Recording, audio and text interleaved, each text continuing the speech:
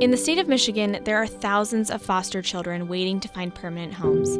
The government can't find enough families to care for these kids on its own, so it relies on private adoption agencies like St. Vincent to help. Before I was adopted, the life I lived is one that no kid should ever have to live.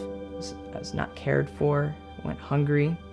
I was about 4.5 when I was removed from my biological family, which was removed from physical abuse, sexual abuse, neglect. I remember very vividly walking to the preschool bus stop by myself. No one really cared about what was going on. Shamber, Martin, and Nadiana were all foster kids who needed a loving home, and St. Vincent found families for them. The families who adopt or foster also rely on St. Vincent for support for their children, who often have special needs. We have adopted 5 kids through St. Vincent's, and they all have special needs. Autism, very rare genetic condition that's kind of similar to diabetes, attachment issues, anger.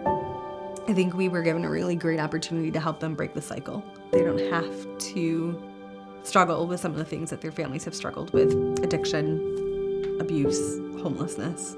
St. Vincent's level of care is really unique, I believe, among foster agencies. They would go to doctor appointments an hour and a half away for our daughter.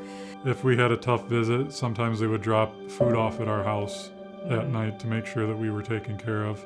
The amount of cases that they take on, the amount of work that they do, what they handle for all these children, it's incredible. Despite this important work, the ACLU claims that the government shouldn't be allowed to partner with St. Vincent solely because of its religious beliefs about marriage. St. Vincent's beliefs have never prevented a child from being placed in a loving home. In fact, gay couples working with other agencies have been able to adopt kids in St. Vincent's care in the past. Without St. Vincent, I don't know if I would be here today. It feels very normal, feels very like I've always lived here. I was always trying to be someone who I wasn't. And because obviously nobody was really actually there for me until I came to this family. And then I realized, I don't have to be like that. I don't have to be the old me. The ACLU's clients could have done the same thing, and they even live closer to 4 other adoption and foster agencies they could have worked with to adopt. Instead of going to these agencies, they've spent years targeting St. Vincent and trying to shut down their programs.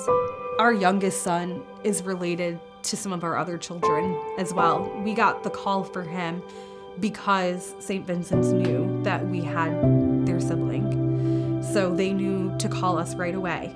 We would always like to get that call. And if St. Vincent's had to close their doors, we wouldn't get that call.